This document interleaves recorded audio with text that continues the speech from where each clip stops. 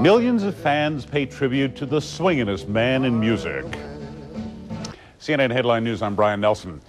If you found yourself unconsciously humming an old Sinatra tune in the past few hours, you are probably not alone. Millions of Frank Sinatra fans worldwide are remembering his music and his voice. The legendary entertainer died of a heart attack Thursday night in Los Angeles hospital. He was 82. In Los Angeles, red-eyed mourners dropped off flowers and mementos outside Sinatra's Beverly Hills home. Tourists and passers-by created a makeshift shrine with flowers and candles at his star on Hollywood's Walk of Fame. Sinatra's legacy transcended generations, and his talents crossed effortlessly between acting and singing. Many people considered him to be the biggest name in show business. When I became president, I had never met Frank Sinatra, although I was an enormous admirer of his. I had the opportunity, after I became president, to get to know him a little, to have dinner with him, to appreciate on a personal level what hundreds of millions of people around the world, including me, appreciated from afar. And I would like to offer my condolences to his wife and to his children. I saw Nancy not very long ago in California. I think every American would have to smile and say he really did do it his way. If there was some kind of feeling that you couldn't say or feel, you know, when you were blue or whatever, he would pick you up and really send you to the skies. He could say it all for you in his music. In that same sense, Frank Sinatra is American music as performed. He's part of what is rightly called the golden age, when American music was much more civilized and coherent, and the melodies were much more glorious than is the case now. Sinatra won an Academy Award in 1953 for his supporting role in the film From Here to Eternity. His music career was even more prolific. Sinatra won 11 Grammys.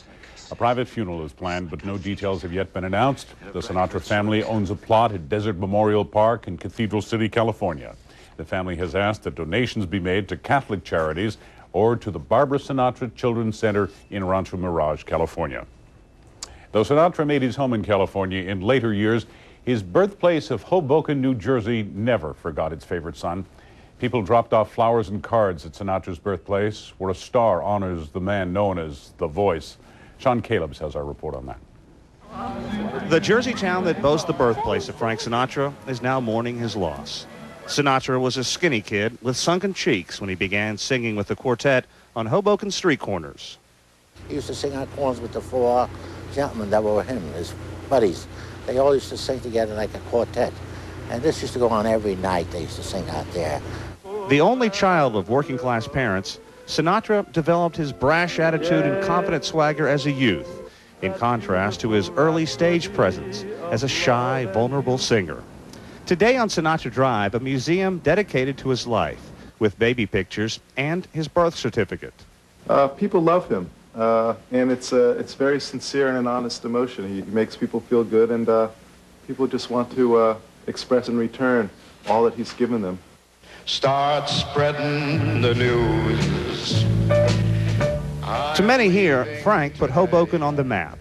Through the good times, the string of hits, and an Academy Award, and the bad, a career meltdown after World War II, and reported links to the underworld, Hoboken always embraced Sinatra. Visitors from all over come here, even though the only reminder of Sinatra's birthplace is this bronze plaque dedicated 2 years ago. He was an honest person. He said what was on his mind, whether people liked it or not, and I think that all of us directly or at least vicariously admire that.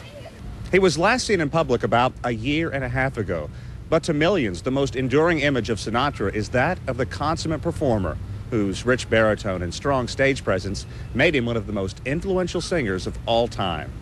Sean Calebs, CNN, Hoboken, New Jersey.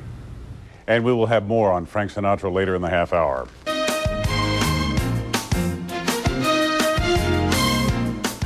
Well, he flew us to the moon. He stayed with us all day and night, and all the while Frank Sinatra did it his way. Across the country and around the world, fans are paying tribute to old Blue Eyes. And Don Knapp has more from Palm Springs, California.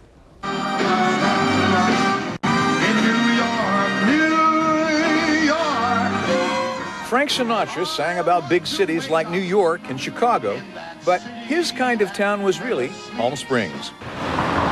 He was a superstar in a town full of stars, a town he helped put on the map. He brought a little glamour with him also, which we like down here. That's a big part of our industry.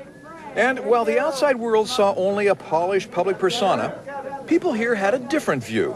I saw Frank through his dogs, his babies, we called them. And he was a kind, loving, he adored his animals. I mean, and they adored him. Donna Lopez made regular trips to the Sinatra house to care for a dozen dogs and cats over a 10-year period. He did things for people that nobody knew about. He didn't want recognition from anybody. He just did it. I just think we lost an awful lot. And I will love you always. But it was those who knew least about Frank Sinatra who may have benefited most from his gifts, the children. Sinatra was a major force behind the Barbara Sinatra Children's Center. It cares for children who've suffered physical or sexual abuse or were neglected. It's not just the writing the check, it's participation. I mean, Barbara's here every month for board meetings. Everything that we do at the center has to clear through her, and Frank's an important part of that, too. I mean, he's come down, he's been involved with the children. We have an uncle's club, and he was our first uncle. So he's very involved, and he's very caring, and he's very angry about the whole subject. The Sinatra family has asked that memorial gifts be given to the Children's Center. Clearly, Palm Springs was more than just a fancy address for the big-name entertainer. It was Frank Sinatra's home, and he'll be missed. Don Knapp, CNN, Palm Springs, California. Friends and family remember the skinny kid from Hoboken who hit the big time and did it his way. That and more in 2 minutes' time. I'm Brian Nelson, and this is CNN Headline News.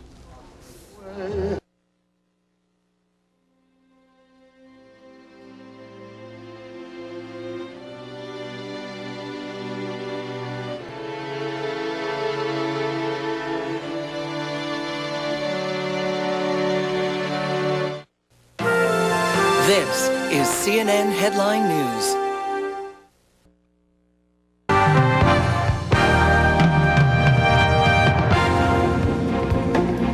One of the last of the truly legendary performers from the golden age of movies has died.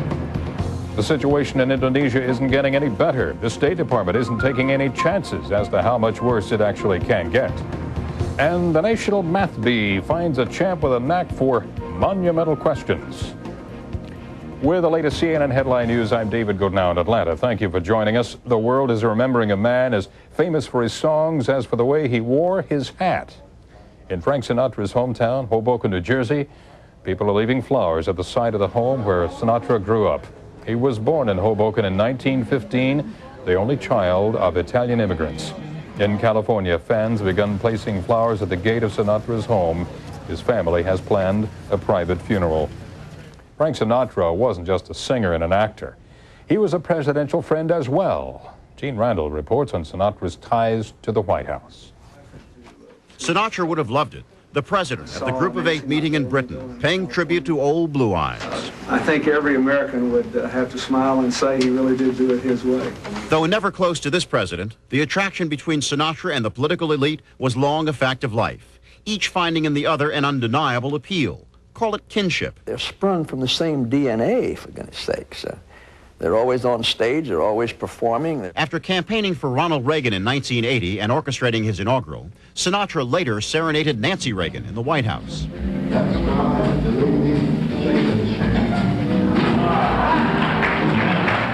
Sinatra biographer J. Randy Tamborelli says the First Lady was quite taken with the star. Jack Valenti agrees. Frank knew everything that was going on in Hollywood, and I think Nancy enjoyed talking to somebody who came from her environment and knew all the gossip. His friends say Sinatra enjoyed the surroundings as well. Well, I suppose I think Frank liked the idea of having entree to the White House, you know, and he liked that very much, yeah. When he applied for a gaming license in Las Vegas, Sinatra listed President Reagan and his wife as character references. Asked about allegations Sinatra had ties to organized crime, Mr. Reagan said he hoped they weren't true. In fact, similar charges helped breach a friendship with another president, John F. Kennedy. When Kennedy announced for president, why, Frank right away got in and helped him, you know, staged fundraisers for him and performed at benefits, you know, the rallies. I, John Fitzgerald Kennedy, do solemnly swear. But after putting together his inaugural celebration, and after years of palling around with Sinatra, once in the White House, Kennedy's relationship with him ended. It was derailed by Attorney General Robert Kennedy when a Justice Department report said, quote, Sinatra has had a long and wide association with hoodlums and racketeers. Relationship with him ended. It was derailed by Attorney General Robert Kennedy when a Justice Department report said, quote, Sinatra has had a long and wide association with hoodlums and racketeers, which seems to be continuing. Indeed, his long friendship with mob boss Sam Giancana was well documented. The final Kennedy insult, JFK's decision to snub lifelong Democrat Sinatra's offer of his Palm Springs, California home in 1962. The president stayed instead with Bing Crosby, a Republican. Ironically, Sinatra went on to support many Republicans. He contributed to Richard Nixon's re-election campaign in 1972 and reportedly helped persuade Nixon to keep Spiro Agnew on the ticket. A year later, it was a Republican president, Nixon, who invited Sinatra for the first time to sing at the White House. It was a period punctuated by Sinatra's stormy appearance before a House Selects Committee on Crime. But I never had anything to do with him business-wise, rarely socially. No connection really whatsoever. Ronald Reagan, a decade later, would brush aside stories of a Sinatra dark side by saying, we've heard those things about Frank for years. Though your dreams be tossed. Saying Reagan had been a good president, Sinatra in 1988 endorsed George Bush and later sang for the new president and his wife. But for the performer known as the chairman of the board, nothing equaled the access of the Ronald Reagan years.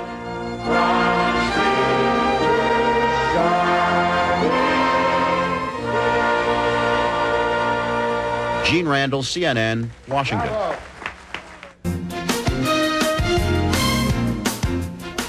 Frank Sinatra's career spanned generations, and people in each generation found something about him that they liked.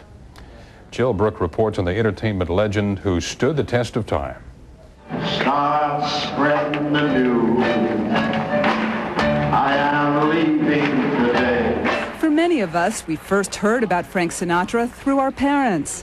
His music would bring back memories, and suddenly we saw our parents not as old and unhip, but as young people in love. I walk alone. As a result, Sinatra became a constant echo in our lives. His music is timeless. His fans were of all ages. My aunt used to make me listen to Frank Sinatra. My grandfather loves him. At home, he has like plates with his name and his pictures on them. She finally got her kid. On lazy afternoons or sleepless nights, Sinatra's films like Anchors Aweigh or High Society would be seen on TV, and many generations would discover him. And they see in him all that swagger and coolness and confidence, and it's something that's also runs through rock and roll. Miss Jones and I. Sometimes kids would accidentally hear his music. I listened to the radio and I heard it and I went out and I bought a CD. Got a beautiful voice and it's kind of nice and romantic. His music really did impact all generations in surprising and varied ways. Love and marriage. The theme song from Married with Children belonged to Frank. As a musician, he's a phenomenal musician. I was talking to Quincy Jones and I said, Mr. Jones, how much does Frank Sinatra know? How much does he really know about singing and about music? He says he knows everything. I have got you under my skin. It was the respect of contemporary musicians that cemented Frank's relationships with young people. The Duets album became an instant hit, the biggest seller of his career. It was wonderfully helpful in spreading the Sinatra word because it played to all the other artists' constituencies, from Linda Ronstadt, Carly Simon, to Luther Vandross and Aretha Franklin. And I've got you under my skin. Bono also sang a duet with him. In a statement, he said, Frank Sinatra was the 20th century. He was modern, he was complex, he had swing, and he had attitude.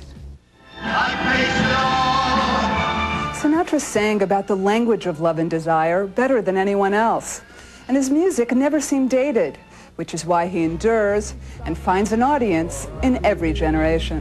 'cause I've got you under my skin. Jill Brook, CNN Entertainment News, New York.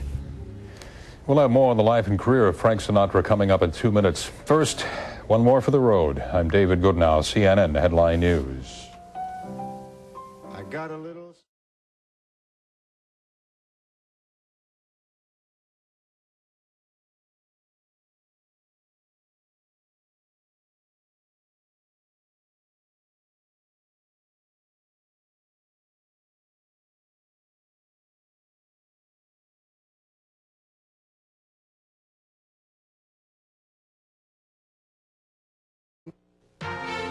This is the CNN Headline News Network.